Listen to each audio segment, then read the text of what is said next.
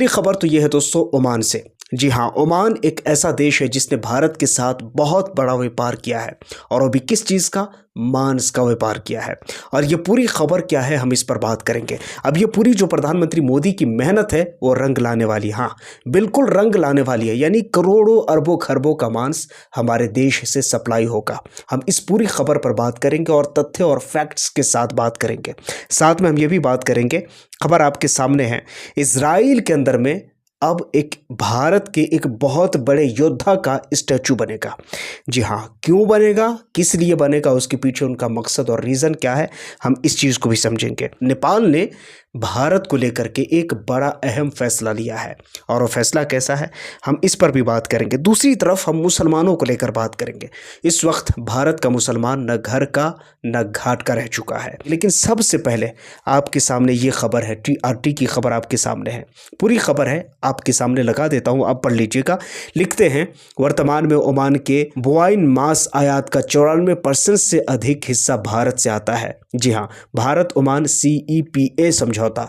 अब ये क्या चीज़ है मैं आपको बता दूं। आपको याद होगा आज से कुछ दिनों पहले प्रधानमंत्री मोदी ओमान के दौरे पर थे।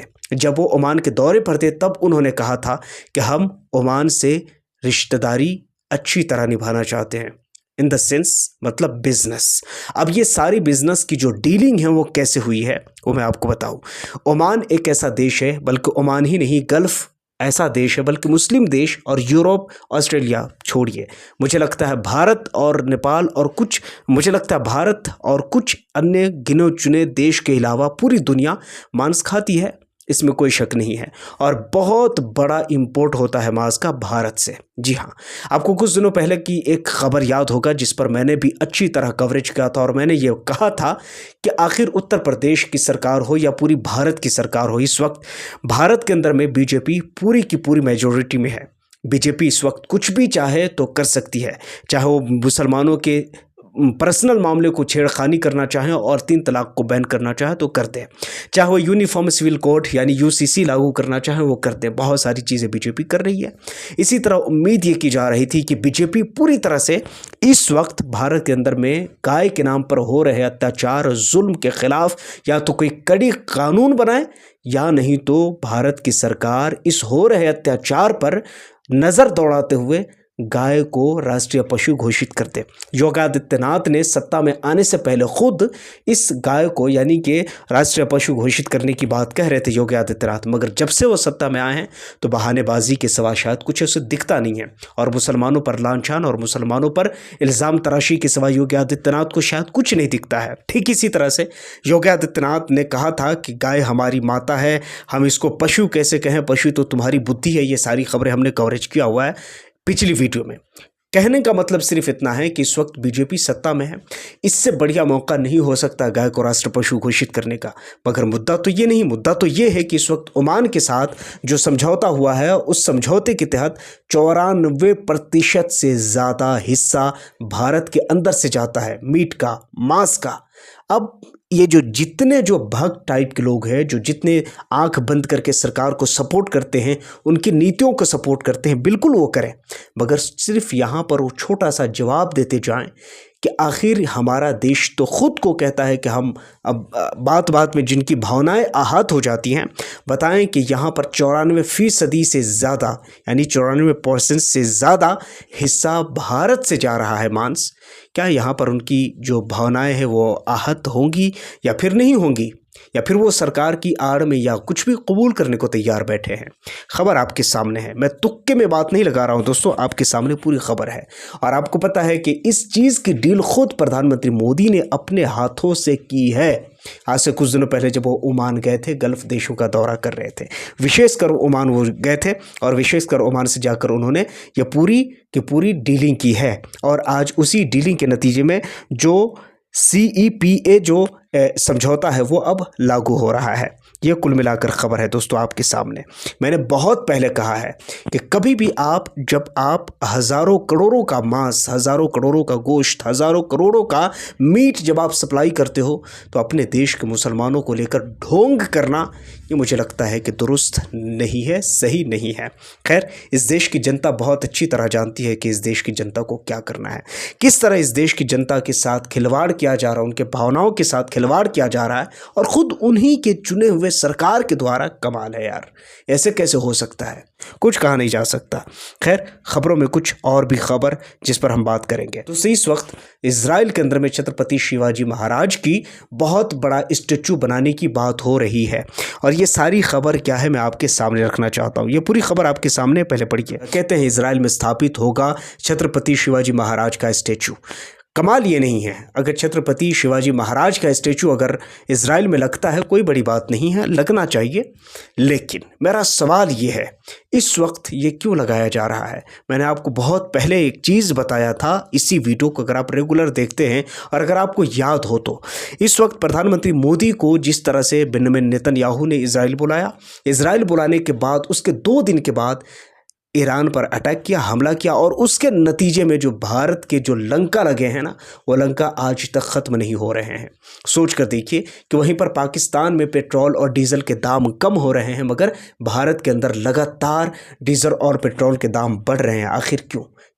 ऐसा क्यों? सिर्फ इसलिए, अगर मैं कहूँ तो सिर्फ कहूँ नहीं, बल्कि हमारे पास सबूत भी है, तथ्य और फैक्ट्स भी है।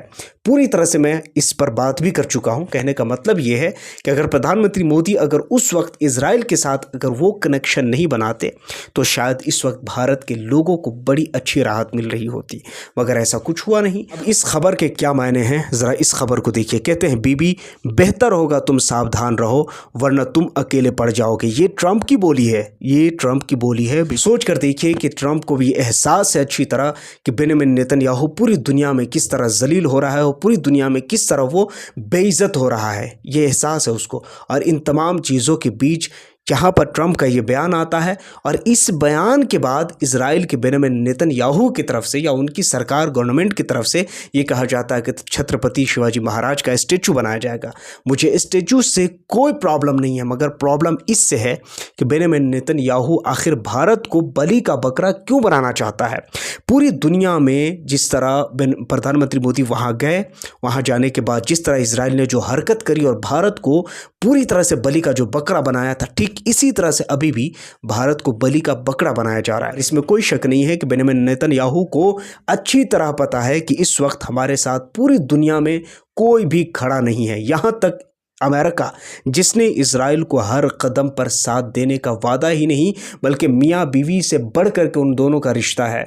और इन तमाम रिश्तों के बाद भी आज ट्रंप का ये बयान आया है कि बीबी तुम सुधर जाओ, तुम आ जाओ लाइन पर वरना तुम अकेले पड़ जाओगे।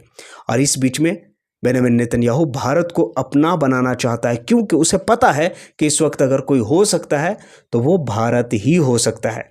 अब अगर यहाँ पर अगर एक पॉइंट अगर मैं आपको दूं तो शायद आपकी दिमाग की नसें झंझला उठेगी।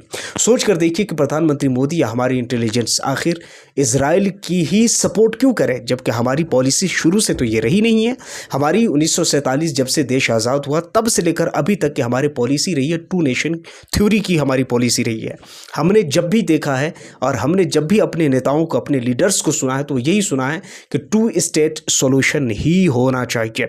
मगर प्रधानमंत्री मोदी 2 स्टेट की तो बात ही नहीं करते हैं, बल्कि बेंजामिन नेतन्याहू के साथ साथ वो कदम से कदम मिलाकर चलना चाहते हैं। पता नहीं, बहुत सारे लोग जो हमारे लोग हैं वो कहते हैं कि ये शायद कुछ फाइल का कमाल तो नहीं है, लेकिन हम तो ऐसा नहीं कहते हैं, बल्कि हमारे देश में कुछ लोग ऐसा कहते हैं कि वो कुछ फाइल जो लीक होता था उसका कुछ कनेक्शन जोड़ते हैं। लेकिन मैं ऐसा कुछ नहीं कहता, सिर्फ आपको याद दिलाना चाहता हूँ, क्या ऐसा तो हो नहीं सकता है जो लोग बोल रहे हैं, जो लोग कह रहे हैं।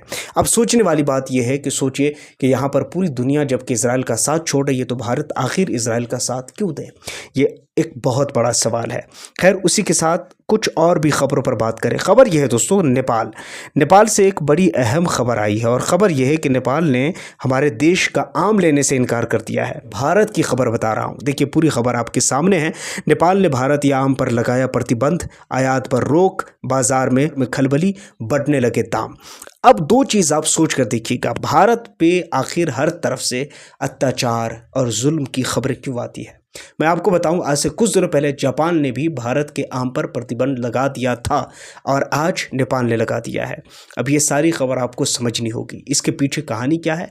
आप अगर समझदार है तो आप समझ जाएंगे, लेकिन अगर आप नहीं समझदार है तो मैं आपको कुल मिलाकर एक चीज़ कह दूं कि हमारी फॉरेन पॉलिसी कितनी वीक हो चुकी है, कहने की ज़रूरत नहीं है।